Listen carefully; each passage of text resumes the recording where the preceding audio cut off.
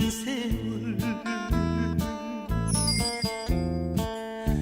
어찌할 곳 없는 이 몸 서러워하며 얼마나 울었던가요.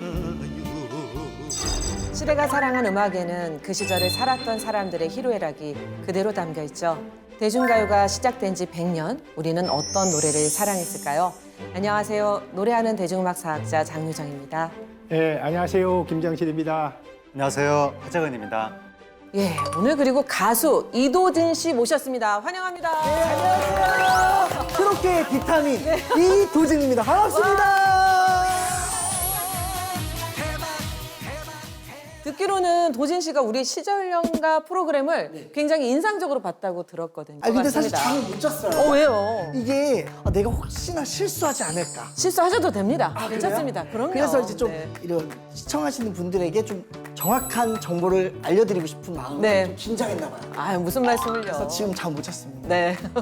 오늘의 노래 무명 가수던 서른도 씨를 단숨에 스타덤에 올려놓은 곡이죠. 당시에 방송국에서 이 노래를 아주 대놓고 밀어준 셈입니다.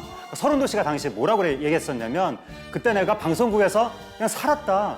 방송국 안에 스튜디오 근처에서 대기를 하고 있다가 딱 스튜디오에서 신호만 주면 바로 달려가서 노래를 불렀다. 이 노래를 방송국에서 10번까지도 불렀던 것 같다. 4개월 동안 그렇게 했다는 거예요. 그래서 이 노래를 그 공영방송에서 아마 1000번은 넘게 부른 것 같다 라고 서른도 씨가 얘기를 했었어요. 아니 그 당시 때는 진짜 하루에 10번을 노래를 부르면 엄청난 힘이 드는 난리가 나는 거죠. 와. 그럴 수밖에 없었던 게 이 노래가 전 국민을 울린 생방송 KBS 이상가족을 찾습니다 하는 노래의 시그널송입니다. 도진 씨도 이상가족을 찾습니다. 이 방송 혹시 아세요? 얼마 전에 그 영화 국제시장 있잖아요. 그 영화를 보면서 저도 그 모습을 보고 맞다 하는 순간 막 눈물을 나는 내 아들이 맞다 막 하잖아요. 어머니가 막 울면서 그때 저도 막 감격 받았던. 이런 데서도 세대 차이가 나는군요. 저는 이상가족 찾습니다 하면 떠오르는 영화가 국제시장이 아니라 길소뜸이 떠오르거든요. 임권택 감독 80년대 영화 신성일 씨, 김지미 씨 나오는 거 이상하 씨 아역으로 나오고 저도 모릅니다. 저 이쪽으로 갈래요. 그러니까 길소뜸 굉장히 어렸을 때 감동적으로 봤던 기억이 나는데 그때 신성일 씨하고 김지미 씨가 KBS에서 그 방송하니까 무작정 KBS로 찾아가서 가족을 찾으려고 했던 그런 분들도 등장했었죠. 근데 정말 이 방송이 정말 대단했잖아요. 저도 이 프로를 보면서 정말 많이 울었습니다. 아마 저 말고도 뭐 아는 사람이 있겠습니까? 네, 그때 저도 그 가족들 막 누구야 하면서 누구 맞지? 말해서 눈을 콜콜 흐르는 영상을 보면서 당시에 저 어렸을 때였는데 어린 마음에도 같이 TV 보면서 막 눈물 흘렸던 그런 기억이 납니다. 저도 마찬가지였어요. 저는 그때 중학교 때를 기억을 하거든요. 근데 정말 저 방송 나오면 그냥 눈물이 그냥 쏟아졌던 기억이 나는 것이 또 저희 아버지도 또 실향민이시다 보니까 그러시구나. 더 그 고통이랑 아픔과 이런 것들이 좀 와닿았던 기억이 나고요. 그래서 많이 찾았으면 좋겠다. 그리고 평화 막 그 전쟁 막 이런 것들을 어린 나이지만 생각할 수밖에 없었던 방송이 바로 이거였습니다. 네. 혹시 주변에 실향민 없으셨어요? 혹시? 제가 지금 살고 있는 곳, 저는 지금 해방촌이라는 곳에 살고 있거든요. 맞아요. 이 해방촌이 해방된 이후에 북에서 오신 분들이 여기에 터를 잡아서 해방촌이라고 하더라고요. 그래서 이제 나오는 길에 할머니 분들이랑 이런저런 이야기 나오면 나는 저기 위에가 고향이야 이러면서 이제 이런저런 이야기를 나누거든요. 그럴 때 여기가 그런 곳이었구나라는 걸 살면서 좀 느꼈었어요. KBS 생방송 이상가족을 찾습니다는요. 1983년 6월 30일 밤 10시 15분에 시작을 했습니다. 근데 세계 최초죠. 그리고 최대 규모로 진행된 이상가족 찾기 프로그램이었는데요. 그런데 애초에 이 방송을 시작했을 때는요. 이 정도 반응이 있을 거라고는 상상을 못했던 거죠. 원래 처음에는 아주 작게 시작했는데 나중에 창대하게 된 거예요. 그러니까 원래는 휴전 30주년 기념으로 1983년에 라디오의 한 코너로 시작을 했는데 반응이 너무 좋은 거예요. 그래서 TV의 특집 방송으로 편성이 된 겁니다. 그래서 밤 10시 15분부터 1시간 30분 동안 이제 방송을 하기로 한 거예요. 딱 그때 1시간 30분 동안 미리 신청받은 이상가족 150여 명의 사연을 소개하고 딱 끝나는 걸로 그렇게 기억을 했었는데 생방송이 시작이 되자마자 이게 지금 그러니까 기적이 벌어진 거예요. 난리가 난 거예요, 전국적으로. 그때가 이산가족을 찾는 최초의 TV 프로그램이었었는데 마침 통행금지가 해제된 지 1년이 막 지났을 무렵이었던 거예요. 그러니까 그 전에 만약에 방송을 했으면 심야 시간 됐으니까 사람들이 안 나왔을 텐데 통행금지가 해제가 됐으니까 이 방송을 보자마자 수백여 명의 사람들이 순식간에 그냥 그 밤중에 방송으로 무작정 왔다는 겁니다. 그래서 원래 이게 1시간 30분 예정이 돼 있었는데 그러면 11시 45분에 딱 끝났어야 되는데 국민들 사이에서 난리가 나니까 이게 새벽 2시 30분까지 방송이 이어졌습니다. 방송국을 무작정 찾아간다고 해서 가족을 만날 수 있는 건 사실 아니잖아요. 거기에 계시는 게 아니니까. 그러니까 그럴 것 같은데도 불구하고 대뜸 생방송을 시작했는데 불과 30분 만에 첫 번째 가족이 상봉을 한 거예요. 만났어요? 네, 30분 만에. 성공이다. 그러니까 직접 만났는지는 모르겠는데 연락이 됐을 수도 있는데 어쨌든 너무 이제 신기한 거죠. 그래서 그날 이제 하루 만에 800가족의 사연이 소개가 됐는데 하루 동안 36가족이나 만난 겁니다. 계속해서 만나는 사람들이 늘어갔는데 그날 이제 원래 예정된 방송이 있었잖아요. 그 예정된 방송에 딱 끝내려고 이로써 오늘 총 28가족이 상봉했고 이러면 마치겠습니다 하려고 하는데 그 순간에 또 다른 가족이 상봉이 되는 거예요. 이 진짜 영화 같은 이야기잖아요. 도대체 이산 가족이 얼마나 많길래 이게 방송이 끊어지지도 않고 계속 됐던 거죠? 전쟁 후 발생한 이산 가족은요 무려 1천만 명에 달한다고 추산이 되고 있습니다. 통일부의 공식 입장에 따르면 약 537만 명. 그러니까 이 숫자를 보면 뭐 이산 가족과 관계없는 한국인은 없다라고도 볼 수 있는 거죠. 게다가 당시는 전쟁 말고도 참 여러 가지 이유로 이산 가족이 발생했습니다. 일제강점기에 일본으로 징용된 헬육을 찾거나 해방 전에 만주나 중국으로 갔던 사람들, 또 해방 이후에는 누군가가 도시 공장으로 가서 일하러 갔다가 남은 가족들 생계가 어려우니까 뿔뿔이 흩어지기도 하고, 딸이나 뭐 누이들은 시집을 가가지고 친정하고 연락이 몇 년 안 되다 보면 또 막 끊어져 버리고 그리가 해가지고 뭐 이런저런 이유로 이산 가족이 많았습니다. 그럼 저 같으면 사실 주민센터 가서 호적을 떼가지고 이렇게 해서 찾을 수는 또 없었나요? 그렇죠. 예. 네. 그런데 이제 주민등록 자료가 전산화되기 시작한 건 80년 초보입니다. 전산화가 안 돼 있으니까 직접 관공서를 찾아가야 되는데 자료를 봐야 되는데 그게 안 되고, 전쟁 중에는 관공서가 파괴돼 가지고 호적과 행정 문서들이 상당수 소실되고 동명이인도 너무 많고 또 어릴 때 가족을 잃어버리면 기억이 뚜렷하지 않아요. 그래서 왜곡되기도 하고 이산 가족을 찾기가 어려운 시절이었어요. 아까 TV로 봤을 때는 생김새, 얼굴도 딱 확인할 수 있고 방송국에 가면 직접 또 만나볼 수 있으니까 이게 만남의 광장처럼 방송국으로 막 그냥 몰린 거군요. 나도 가족 찾고 싶으니까. 저 아직도 기억나는 게, 그러니까 서로 이제 알아보잖아요. 너 뭐 아버지 누구냐, 너 뭐 오른쪽에 뭐 점이 있냐 뭐 하는데 사실 누가 봐도 닮았어요. 그러니까 남매예요. 그런데 이제 그거를 하나하나 서로 이야기를 나누면서 딱 맞구나 할 때 그 감동은 지금도 잊을 수가 없습니다. 그게 진짜 네. 옛날이니까 가능했던 네. 20곡의 드라마틱한 그렇죠. 문답이었네요. 맞습니다. 네, 예. 요즘 같으면 그냥 DNA 검사합시다. 그치인데 그러면 되는데. 누구 아니? 네, 누구 아니 뭐 이렇게 하면서 오히려 더 하는데. TV 프로그램하고는 맞았던 거죠. 맞죠. 그게 네, 그래서 문답이. 첫 번째 행방송이 끝나자마자 구름처럼 사람들이 몰려들기 시작을 하는 거예요. 그래서 KBS는 7월 1일 밤부터 본격적으로 이산가족을 찾습니다. 이 방송을 진행하기 시작했는데요. 당시 분위기가요, KTV 자료로 볼 수 있거든요. 함께 보시죠.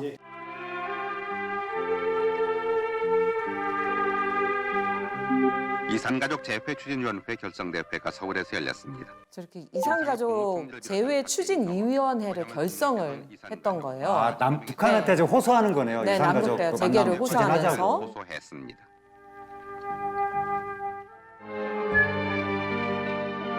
지금 이게 방송국에 다 모인 건가요? 예. 저렇게 이제 원데다 써놨습니다.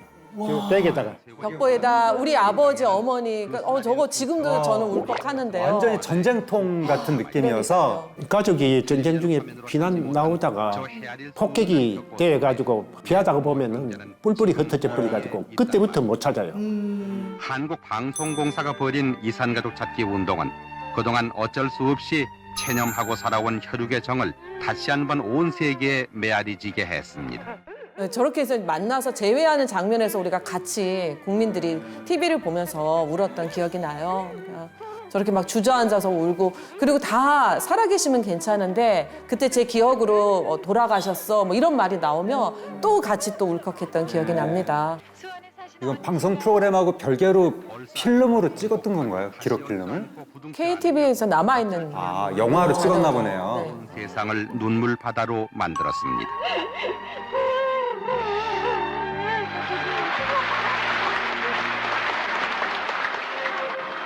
어떤 사이신가요? 네, 제 막내 동생이에요. 네, 몇 년 만에? 한 30년 됐죠. 30년이요. 30년 만에. 그래서 잃어버린 30년 뭐 이런 이야기가 나왔던 것 같아요. 네. 저런 거 보면 정말 전쟁은 있어서는 안 된다라는 생각이 드는 게 너무 우리 그냥 같은 민족인데 저렇게 헤어져 생이별을 한 거잖아요. 우리의 의지와 상관없이. 그러니까 그걸 생각하면 너무나 가슴 아프죠.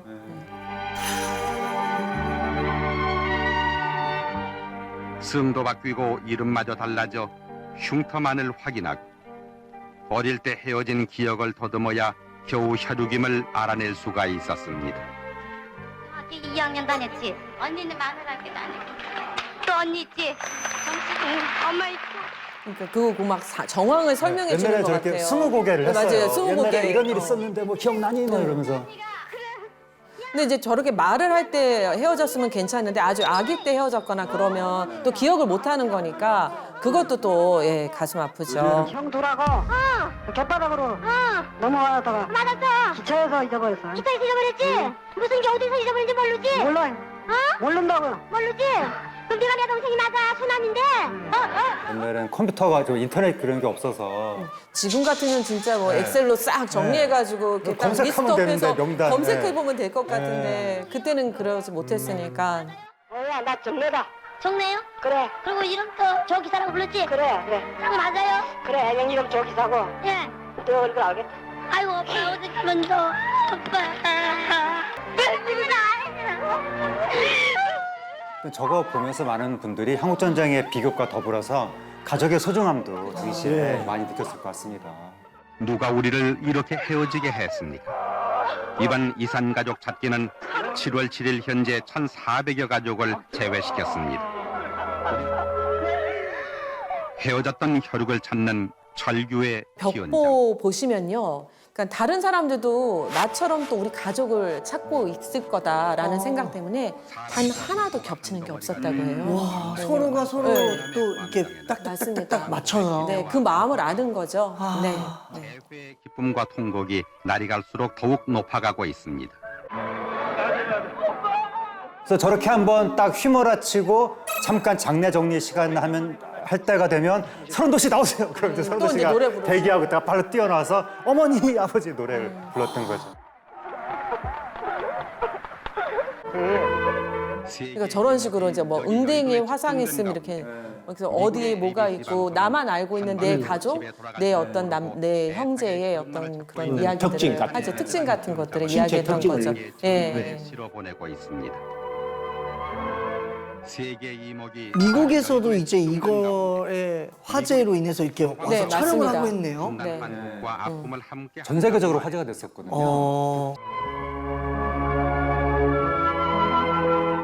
저렇게 해서 다 만났으면 괜찮은데 또 못 만나신 분들은 또 그게 또 한으로 남았을 것 같아요. 6.25가 낳은 이 민족적 비극을 우리 모두의 아픔으로 해서 한 가족이라도 더 많은 이산 가족이 하루라도 더 빨리 만남의 기쁨을 갖도록 힘을 합쳐야 하겠습니다. 네, 이렇게 방송한 시간이요. 모두 138일, 453시간 45분입니다. 그래서 이산가족 찾기 신청은요. 10만여 건에 달했고요. 또 방송에 소개된 사연은 5만 3천여 건이었거든요. 그리고 이 중에서 19%가 상봉에 성공을 하게 됩니다. 네. 아니 근데 10,000명이 넘는 가족을 찾는데 성공한 거예요, 그러면? 네, 그러니까 정확하게는 당시에 11,189명의 사람들이 상봉에 성공을 했던 것인데 이 프로그램을 통해서 우리나라 이제 전쟁의 참상이 전 세계에 고발이 됐던 것이고 보편적 인류애를 고취시켰다라고 해서 그 공로를 인정받아가지고 당시에 세계 언론인 대회에서 1983년에 가장 인도적인 프로그램으로 선정이 됐거든요. 그리고 또 세계 평화에 기여를 했다고 그래가지고 골드 머큐리 국제상도 받았었고 또 당시 방송 큐시트 또 뭐 비디오 테이프 또 뭐 이산가족이 직접 작성한 그 신청서 편말 또 30도시 잃어버린 30년 음반 이런 것들이 몽땅 다 유네스코 세계 기록 유산으로도 등재가 됐습니다. 그 이도진 씨가 이 이야기를 듣고 이 노래를 부르면 또 다르게 부를 거라는 생각이 드는데요. 노래 안 들어볼 수 없을 것 같습니다. 이도진 씨의 목소리로요. 잃어버린 30년 들어보시죠. 네.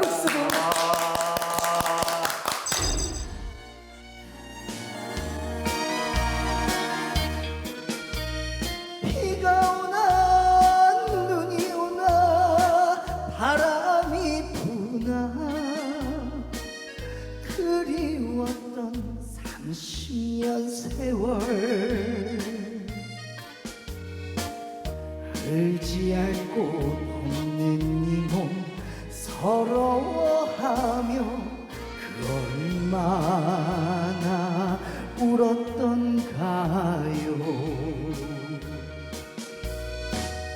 우리 형제 이제라도 다시 만나서 못다 앉아 나누는데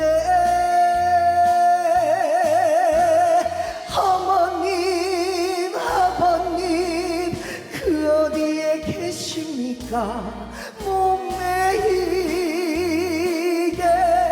불러봅니다.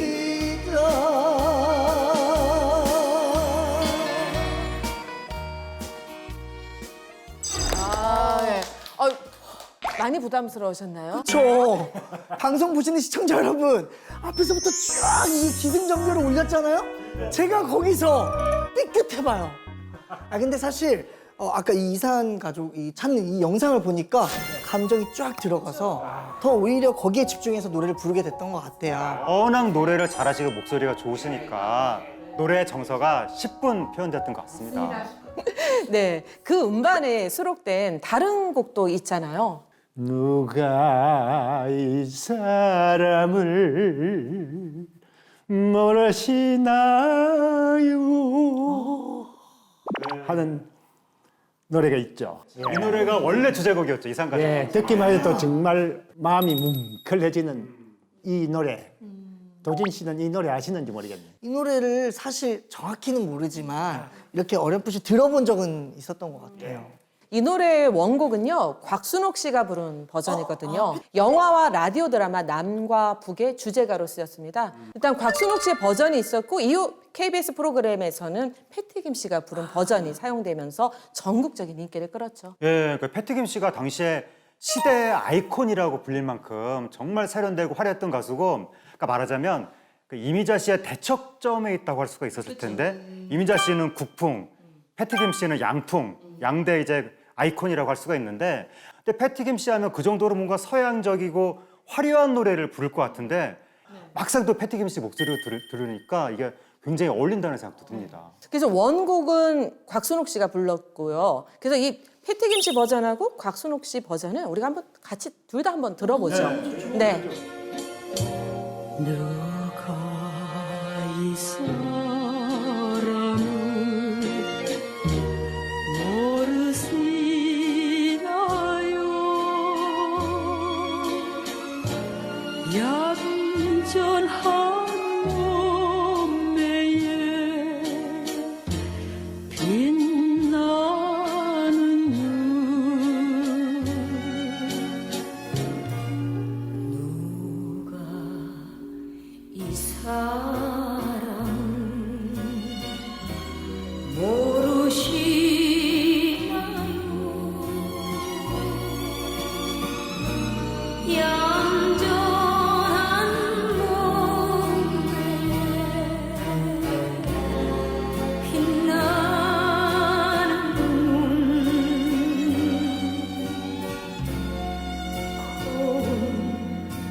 마음 쉬는 달동이 같이 네, 이렇게 두 버전을 들어봤는데요. 어떻게 들으셨어요, 도진 씨는? 이게 지금 패티겐 선배님이 지금 부른 노래는 그 이상가족 그게 하고 나서 후잖아요. 뭔가 더 그런 감정을 넣어서 부르신 것 같아가지고 뭔가 더 풍부한 그런 서글픔이 좀 더 있는 느낌이 들려가지고. 곽순옥 씨는 약간 좀 더 덤덤하게 가성 창법을 사용을 했다면 패티김 씨는 굉장히 극적으로 감정을 넣어서 불렀던 게 맞는 것 같아요. 저는 들으면서 야, 패티김 씨가 괜히 국민 가수가 아니구나. 정말 막 깊고 풍부한 소리가 나는 것 같습니다. 가사와 가사의 전달력이 정말 좋습니다. 잘 듣다 보면 가사가 좀 이상가족의 노래보다는 그런 연인을 그리워하는 느낌의 노래 가사가 아닌가요? 예, 노래가 쓰인 배경이 있는데 한운사라는 방송 극작가로 유명하죠. 이분이 하루는 50년대 전쟁 끝나고 최은희하고 신상옥 감독을 만났는데 이상한 얘기를 하나 합니다. 남한부대 인민군 장교가 기순을 해왔는데 자기 부인을 찾아주면은 북한군의 움직임에 관한 중요한 정보를 주겠다. 그런데 정보를 받으려고 했던 남한 군인이 깜짝 놀란 겁니다. 자신의 아내가 북한 기순 장교가 찾는 바로 그 사람이었다는 겁니다.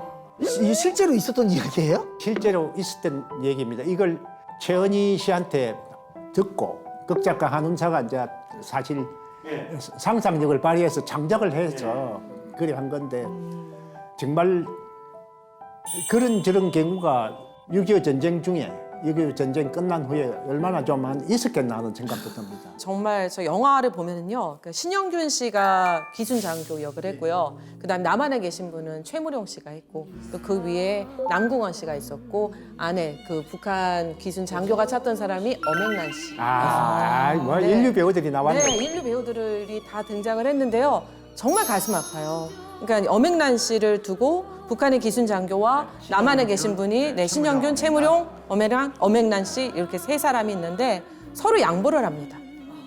왜냐하면 이분은 먼저 그 북한에 있는 그 신영균 씨와 사랑하는 사이였고 아이까지 있었거든요. 근데 그 아이를 최무룡 씨가 봐주고 있었어요. 그러면서 뭐라고 했냐면 나중에 그러니까 엄앵란 씨가 나는 북한에 사랑하는 사람이 있다라고 얘기했더니 그때까지 내가 봐주겠다.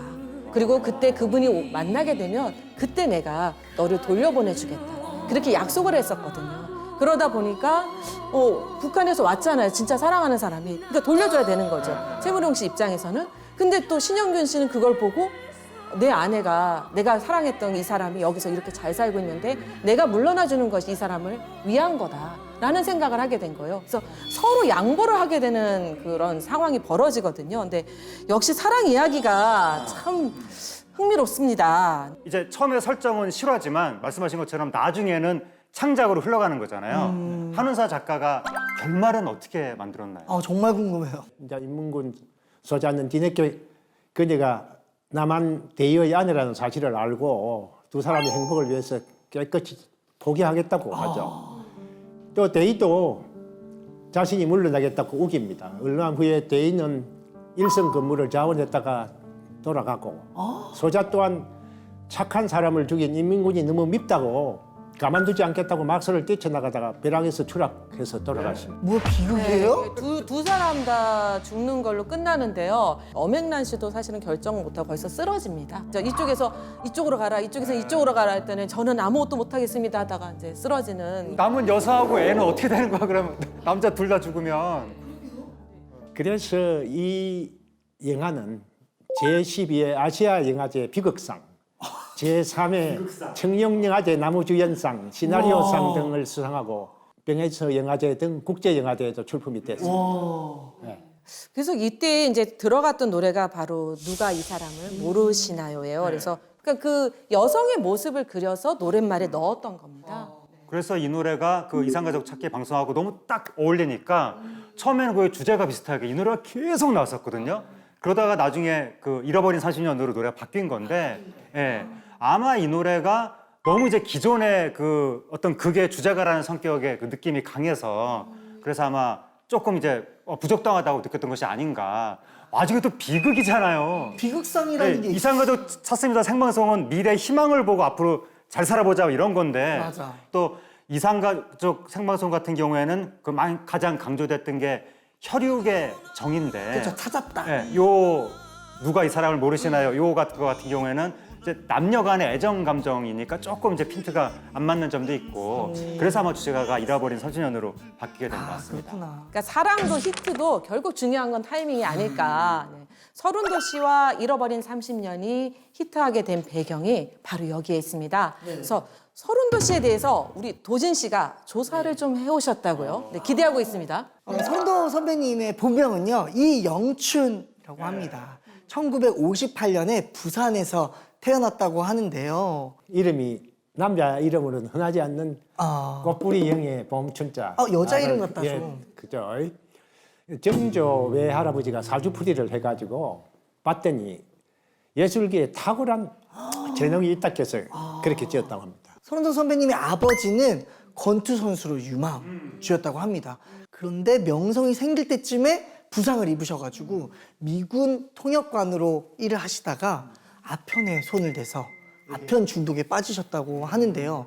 그래서 집안 살림은 오로지 어머니가 맡아서 하셨다고 하는데요. 서른도 선배님은 초등학교 때부터 장사하는 어머니를 따라서 시장을 계속 다니고 돈을 같이 벌기 위해서 연탄 배달도 하시고 그러다가 17살쯤 무렵에 그 동네 노래자랑 대회 같은 곳에 나가게 돼서 나보다 실력이 떨어진 친구가 우승하는 모습을 보고 MBC 노래자랑에 또 74년도에 도전을 해봤다고 하는데요. 거기서 최우수상을 받았다고 합니다. 그런데 여기서요. 서른도 선생님의 어머니도 가수였다는 거 혹시 아시나요? 어머니가 미혼이던 23살 때 부산시청에서 근무를 했거든요. 근데 그때 우연히 MBC 노래자랑 대회를 구경했는데 서른도 씨랑 똑같이 나보다 별로네? 이렇게 되신 거죠. 네, 그래서 장난삼아 마이크를 잡았다가 1등을 합니다. 그래서 광문희라는 예명으로 부산 MBC 전속 가수로 활동을 했는데요.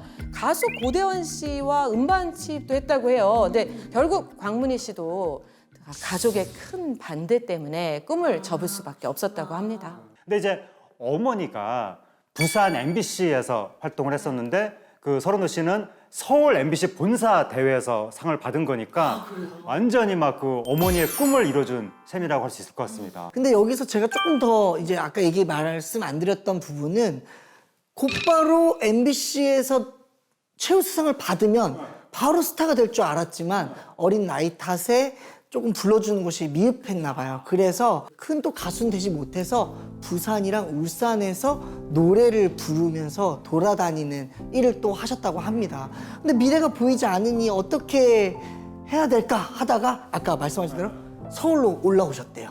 그렇죠. 그래서 이때 서른도 씨가 엄청 이제 고생을 많이 하신 것 같아요. 그래서 통금 시간이 다가오면 역 주변 청소 수레 안에서 자다가 도둑으로 몰려서 파출소로 끌려가기도 했다고 합니다. 그리고 낮에는 식당, 주유소, 첨가물상의 김밥 공장에서도 일을 했고요. 거처가 없어서 빈 점포에서 종이 상자를 깔고 담요 한 장으로 겨울을 나기도 했었고요. 결국 서른도 씨가 찾아간 사람이 누구냐면 예전에 어머니랑 같이 음반 취입을 했다고 했던 고대원 씨를 찾아갔대요. 그래서 찾아가서는 제가 바로 광문희의 아들입니다. 도와주십시오라고 말을 했던 거죠. 그래서 이제 서른도의 어머니 강문희 씨와 함께 활동한 가수 고대원 씨는 제2의 남인수로 알려진 분입니다. 이분이 사나이 우는 항구, 추억의 부산부두, 판문점의 달밤, 월남의 배를 불렀는데 크게 히트는 못한 모양입니다. 근데 서른도 선배님이 이때부터 밤무대를 활동을 하기 시작하신 후에 인기그룹 김훈과 트리퍼스 그분들이 자리를 비우시면 그 자리를 메꾸는 자리에서 또 노래를 하셨다고 들었거든요. 근데 이제 서른도 씨가 대타를 말하자면 뛰었던 그 김훈과 트리퍼스 그 가수들이 70년대 록밴드였거든요. 그렇다 보니까 서른도 씨가 본인이 이제 록밴드의 그 자리를 내가 섰었다라고 하면서 과거에 내가 록가수로 데뷔하려고 했었는데 머리가 빠지는 바람에 방향을 틀었다. 그렇게 농담을 하게 됐었습니다. 서른도 선배님은 진짜 가수로 인기를 얻기 위해서 꾸준히 도전하신 것 같아요. 근데 이제 군복무를 마치고 1982년도에 선배님 또 서바이벌 오디션 프로그램을 나갔다고 하는데 KBS 신인탄생이라는 프로그램에 나가셨더라고요. 거기서 5주 동안 또 우승을 했는데 정식 또 가수로 데뷔를 했지만 그렇게 빛을 또 못 발했다는 정보가 있더라고요. 그렇죠. 근데 이때 서른도 씨를 발굴하고 끌어준 분이 있는데 그분이 바로 안태섭 씨입니다. 근데 지금 안태섭 씨라는 이름이 등장했는데 그분이 옛날에 무술 배우로도 활동하셨던 분 아닌가요? 네, 맞습니다. 그 충무로에서 굉장히 유명했던 분인데요. 네. 오빠가 있다, 일격필살, 선배 이런 영화에 출연했던 배우이면서 동시에 그룹 숙자매의 매니저이기도 했습니다. 그래서 밤무대에서 유난히 아주 싹싹하고 성실한 서른도 씨를 보고 키워줘야겠다 이렇게 생각을 한 거죠. 그랬던 어느 날 안태섭 씨가 KBS 이상가족을 찾습니다 하는 걸 새벽까지 방송하는 걸 보고 네. 아이디어가 벼락같이 떠올랐습니다. 야, 이 방송이 엄청 히트할 텐데 노래는 누가 이 사람을 모르시나요? 그것만 계속 나옵니다. 시그널송이. 그러니까 노래가 더 필요하지 않나, 저 노래 말고도. 그래서 생각한 게 안태섭은 곧바로 당시 유명한 작사가인 박근호한테 연락을 했습니다. 근데 사실 노래가 필요하면 작곡가한테 찾아갔어야 되는데 왜 작사가한테 찾아간 거예요? 예, 새로 곡을 쓰기에는 시간이 없고 급했던 모양입니다. 그래서 서른도 씨가 82년에 발표한 앨범에 수록되어 있던 아버님께라는 곡이 있었는데 그 가사를 좀 바꾸면 곡을 그대로 살리면 되겠다. 예, 그래서 이제 새벽에 아마 박근호 씨 집으로 간 모양인데 가서 가사를 좀 바꿔달라, 이산가족 방송에 맞게 했더니 밤새 노래를 고쳐가지고 그래가지고 안양에 있는 오아시스 레코드사로 가가지고 녹음을 했는데 가사가 너무 슬퍼가지고 눈물이 쏟아져서 어렵게 아마 몇 시간 걸려서 녹음을 마쳤다고 합니다. 그래가지고 이제 방송국으로 녹음분을 갖고 갔는데 마침 생방송 주조실에 KBS 사장이 있어가지고 가사를 보고 곧바로 성락을 해서 방송에 투입됐습니다. 속전속결이 녹음 당일날 방송에 나간 거죠? 그렇습니다. 예. 기존 곡과 새로운 곡 우리가 가사를 안 볼 수가 없잖아요. 한번 보시죠. 비가 오나 눈이 오나 바람이 부나 너를 쳤던 우리 아버님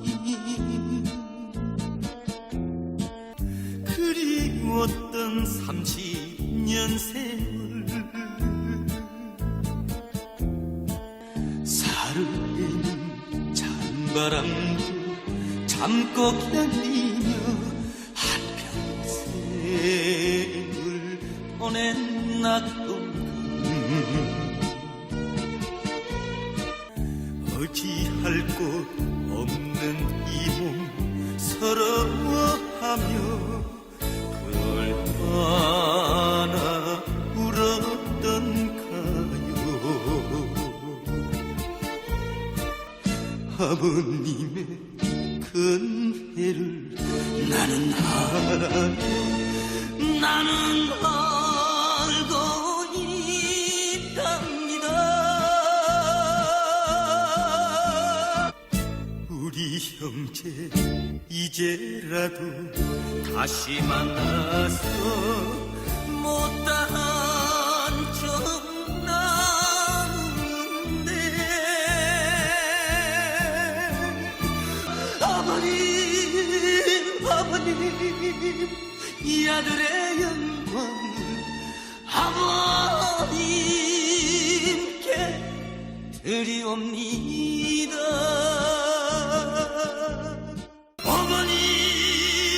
아버님 그 어디에 계십니까? 옥매이게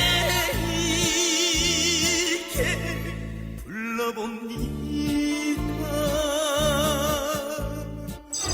저도 작사가를 찾아갔었어야 됐네요. 그렇습니다. 전 작곡가들만 찾아다니거든요. 네, 그래서 이제 이 노래를 쓴 작사가 박근호 씨는 우리 한국 대중가요 특히 70년, 80년대 작사가를 대표하는 분입니다. 그 정도 위상의 분이 매니저가 전화 통했다고 새벽 2시에 파자마 차림으로 온다고요?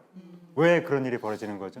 아 근데 저는 박건호 선생님이 쓴 책을 읽었거든요. 근데 이분이 그러실 분이더라고요. 그러니까 굉장히 감성적이고 섬세하신 분이세요. 그래서 모든 그 어떤 가수나 음악가들에 대해서 세세하게 기록을 해두셨는데요.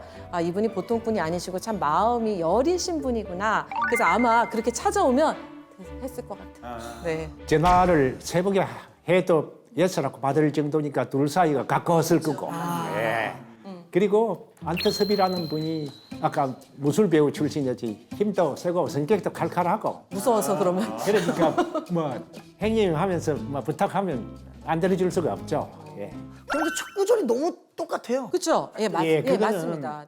이 박근호 씨가 생전에 이런 얘기를 했대요. 도입부에서 사람의 감정을 끌고 가는데 그보다 더 좋은 표현을 찾기가 어려웠다고. 네, 진짜로 박근호 선생님 그 얘기했어요. 이 이상을 더 능가할 수 있는 가사를 찾기 어렵다. 그 얘기를 하셨고 그래서 첫 소절은 그대로 갔었습니다. 네. 뭔가 그 가사에 기획이 딱 들어간 것 같은데 저 있잖아요. 그러니까 어머니, 아버지 나오죠. 네. 그리고 우리 형제 만났죠. 그다음에 2절에서 우리 남매 만났죠. 그렇죠, 그렇죠. 그러니까 직계가족 다 나오는 다 나온 거잖아요. 거지. 아버지, 어머니, 네. 형제, 남매. 부부 빼고 다 나오는 나왔어요. 거잖아요. 네. 부부는 누가 이 사람을 모르시나요가 담당하고 있으니까 부부를 뺀 나머지 관계를 가족 다 넣은 관계. 것이 아닌가 네. 그렇게 가사를 쓴 것 같습니다. 네. 다만 이게 도입부 말고는 단 하루 만에 가사를 바꿔가 부르니까 서른도시가 이 가사를 외워가지고 축축축축 부르려고 하면은 아직 입에 안 달라붙습니다. 그래서 안태섭 씨가 요 널판지 판에다가 가사를 써가지고 예, 종이에다 가사를 써 붙여가지고 이제 들고 있고 서른도는 그 들고 있는 가사를 보면서 노래를 불렀다고 합니다. 그렇게 막 번개골에 콩고 먹듯이 뚝딱뚝딱 녹음해서 뚝딱뚝딱 방송한 보람이 있었던 게 바로 방송 나가자마자 반나절 만에 전 국민이 저 같은 사람도 다 따라할 정도로 엄청나게 화제가 된 거예요. 순식간에 잃어버린 30년 저 노래가 이상가족 찾습니다 프로그램의 주제곡이 됐고 서른도 씨는 하루아침에 스타가 돼서 완전 우리나라에서 가장 최단 시간 내에 스타가 된 분 중에 한 분이 아닐까라고 생각이 되는데 한순간에 1년치 행사가 쫙 잡혔다고 합니다. 자고 일어나니 스타가 됐다. 이 노래는 최단기간 히트한 곡으로 한국 기네스북에 기록되기까지 했습니다. 근데 잃어버린 30년이 하루아침에 대박이 났잖아요. 그럼 뒤에 또 다른 노래들도 이어서 나올 법한데.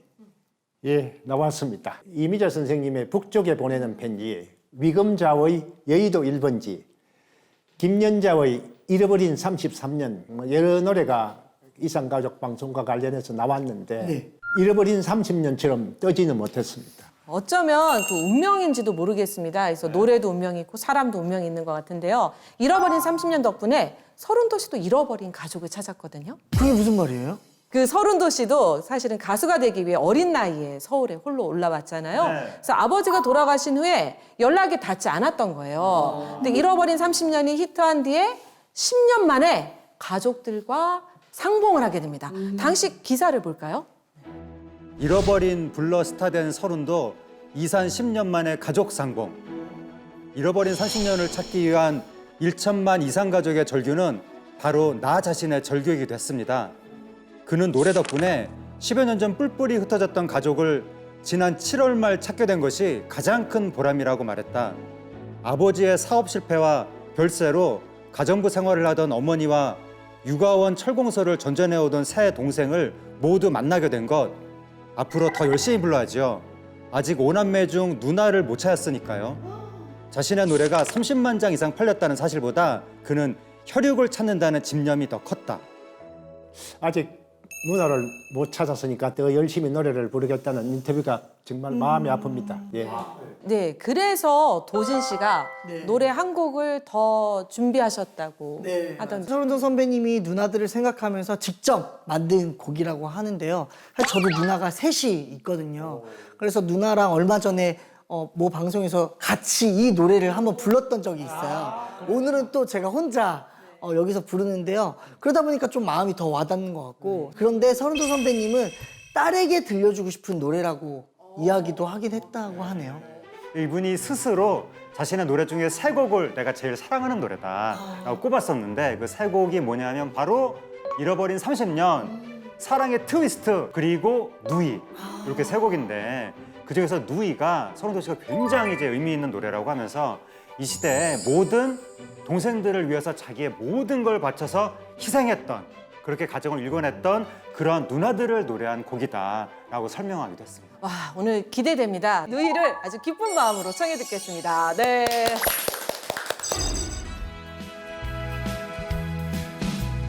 언제나 내겐 오랜 친구 같은 사랑스러운 누이가 있어요. 보면 볼수록 매력이 넘치는 내가 제일 좋아하는 누이. 마음이 외로워 하소연할 때도 사랑으로 내게 다가와 예쁜 미소로 예쁜 마음으로 내 마음을 달래주던 누이. 나의 가슴에 그댈 향한 마음은 언제나 사랑하고 있어요.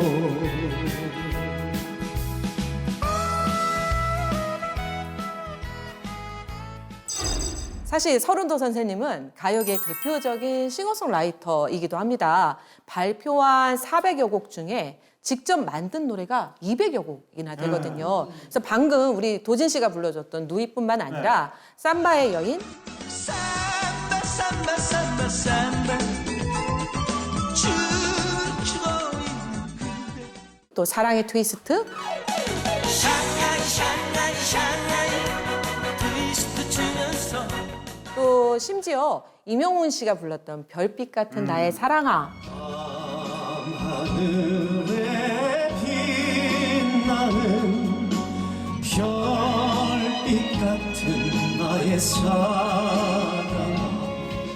임영웅 씨 노래 저것도 만들었거든요. 너무나 고마운 사람 이렇게 하는 노래 있는데 죄송합니다. 아나님만 못하니거든요. 제가 노래를 제대로 못 불렀어요. 어쨌든 그 노래 좋습니다.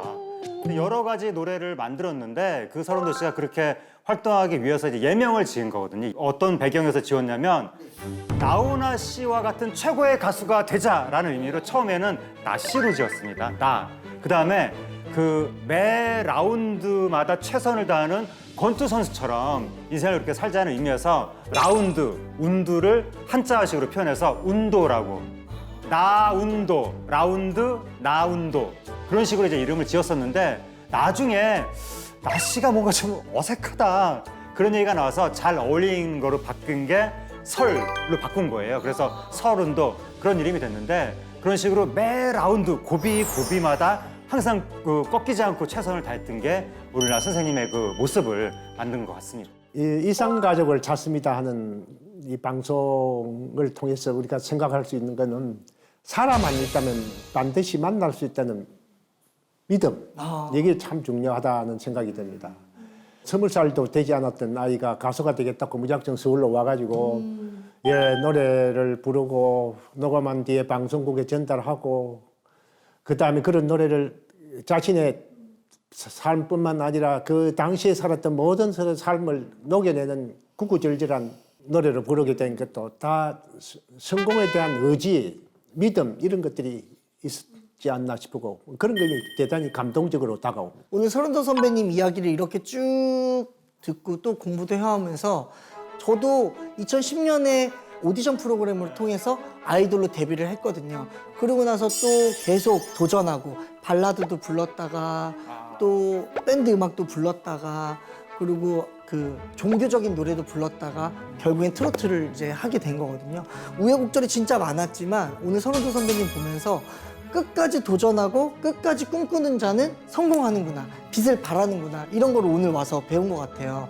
그래서 저도 끝까지 도전하고 또 도전해서 꿈을 꼭 이루고 빛을 발하는 그런 가수가 되어야겠다라는 생각을 오늘 여기서 딱 느끼고 갑니다.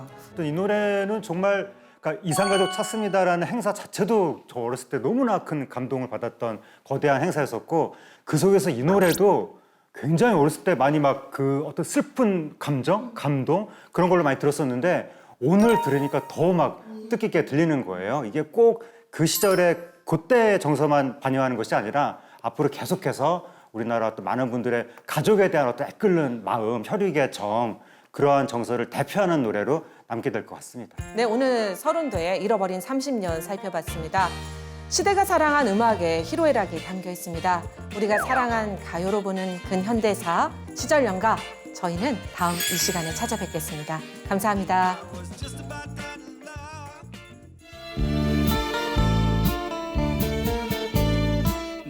내일일까 모레일까 기다린 것이 눈물 맺힌 30년 세월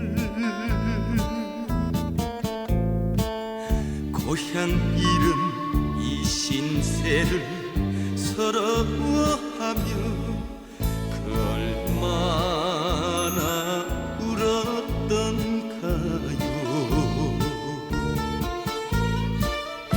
우리 남매 이제라도 다시 만나서 못다